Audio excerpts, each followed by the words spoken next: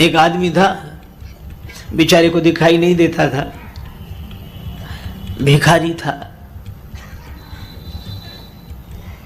और लोग भंडारे में गए, खीर खाकर लौटे।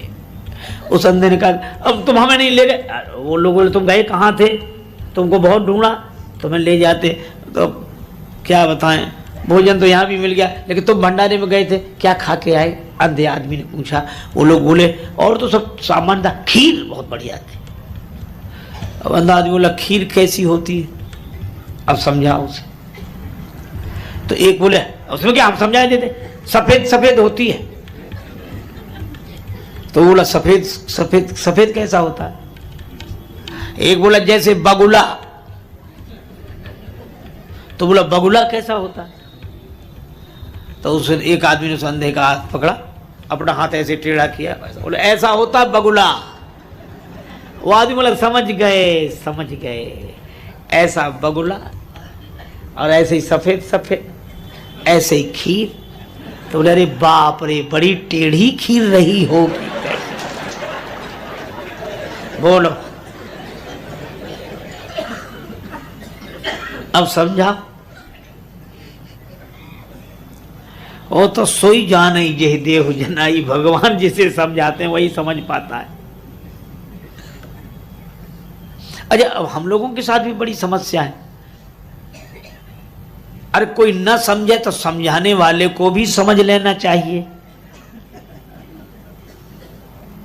पर समझने वाला ना समझ रहा हो तो समझाने वाला कहता समझा के ही रहेंगे, क्योंकि उसके भी अभिमान को चोट लग देगी, हम तो समझा ही लेंगे। अरे भाई, एक उदाहरण बड़ा अच्छा है। शून्य की बात कही गई। हमने कहा आजकल का ही उदाहरण देखो। आप टेलीविजन देखते हैं, है ना? ये बात अलग है कि यहाँ कहोगे नहीं, सिर नहीं हिलाओगे कि देखते हैं, पर देखते तो हैं, है ना? और उसमें कोई पाप नहीं, देखते हो तो देखते हो, उसमें क्या है? हम तो उदाहरण दे रहे हैं, हम ये थोड़ी पूछ रहे हैं कि टेलीविजन में आप क्या देखते हैं। अच्छा, रिमोट आपके हाथ में होता है, उसी से कंट्रोल करते हैं। अच्छा, आप ऐसे सोचो कि जैसे टेलीविजन में आप कोई चैनल देख रहे हैं और उसका नंबर 25 हो और उसमें 65 तक हो उसकी संख्या, तो शून्य पर अगर आना हो तो क्या करें? दो ही उपाय है, या तो 25 से आगे बढ़ो, स्वीकार करते 26, 27, 28 और 65 तक जाओगे तो शून्य आ जाएगा। दूसरा तरीका यह है कि आगे मत बढ़ो, पीछे लौटो, 25 नहीं 24, 24 नहीं 23, 23 नहीं 22, और ऐसे लौटते चले जाओगे, अंत में एक के बाद शून्य। भाई यही दो उपाय हैं अहंकार को शून्य करने के। अहंकार को शून्य करने के यही दो उपाय हैं। क्या? या तो पीछे लौटो या आगे बढ़ो। पीछे लौटने का अर्थ है नेति नेति, यह भी नहीं, यह भी नहीं, यह भी नहीं, और सबको नकारते जाएंगे तो अंत में उस शून्य को उपलब्ध हो जाएंगे, जिस शून्य में परम सत्ता की प्राप्ति होती है। और आगे बढ़ना क्या है? सबको स्वीकार करना, यह भी है, यह भी है, यह भी है, यह भी है। और जब सबको स्वीकार कर लेंगे तो भी अपना अभिमान शून्य हो जाएगा और सबको नकार देंगे। तो जब सब नहीं तो हमारा ही मैं कैसे? और इसीलिए भगवान श्री राम कृष्ण देव कहते हैं कि दो तरह के मैं होते हैं, एक कच्चा मैं, एक पक्का मैं। हाँ, कितना बढ़िया उदाहरण है। कच्चा मैं और पक्का मैं दो हैं हम लोगों का। और इसीलिए तुलसीदास जी दोनों मैं की बात करते हैं। एक मैं को वे माया कहते हैं, मैं और मोर तोरते माया, और एक मैं को वो ब्रह्म कहते हैं, सोते ताई तो ही नहीं भेदा।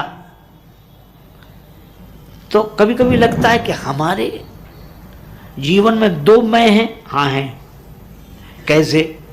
आप ऐसे सोचो कि जब आप सपना देखते हो तो आज तक किसी आदमी ने ऐसा सपना नहीं देखा होगा जिसमें उसने अपने को न देखा हो।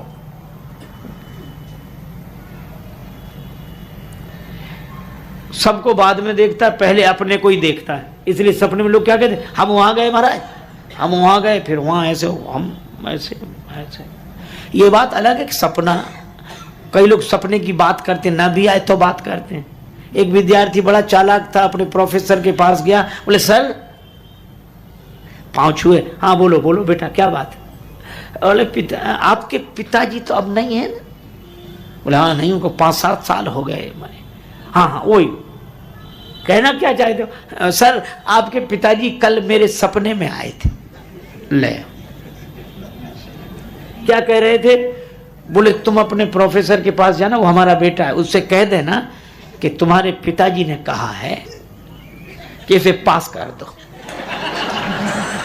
पढ़े ना पढ़े, लिखे ना लिखे, पास कर दो इसे।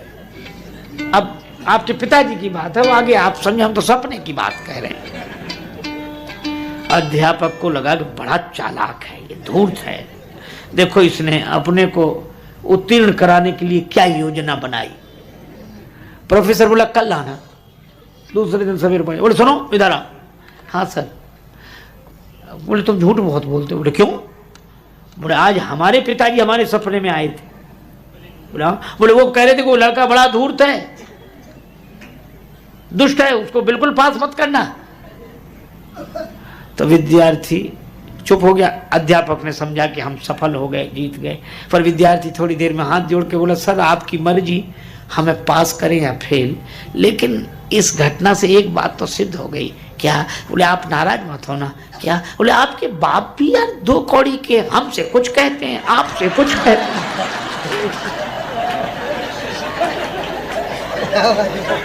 एक बात ही नहीं कहते। अब बोलो,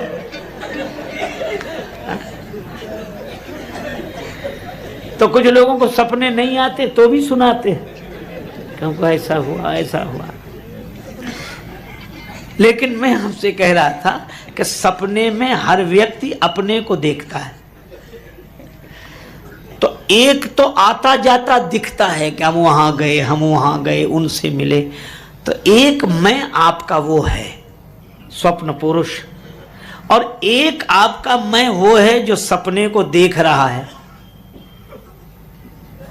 सपने को देखने वाला और सपने में अपने को देखने वाला। तो अपने को जब हम देखते हैं तो देखते हैं कि हम खड़े हैं, और जबकि सपना देखते समय तो हम पड़े हैं। इसका अर्थ यह है कि यही 2 मैं हो गए, एक दिखने वाला मैं और एक देखने वाला मैं। तो ये जो दिखने वाला मैं है यही माया है, यह स्वप्न पुरुष ही, यही अहम ने एक आकार ग्रहण कर लिया। लेकिन इस अहंकार को जो देखने वाला है, जिस अहम का साक्षी है, वह स्वयं है, वही पक्का मैं है। कच्चा मैं यह स्वप्न पुरुष, और पक्का मैं उस स्वप्न को देखने वाला। इसलिए एक बड़े त्यागी तपस्वी वीतरागी वेदांती संत थे, वयोवृद्ध महात्मा थे। वे एक वाक्य में अपना संदेश देते थे। वो कहते थे कि देखो देखो, देखने वाले को देखो।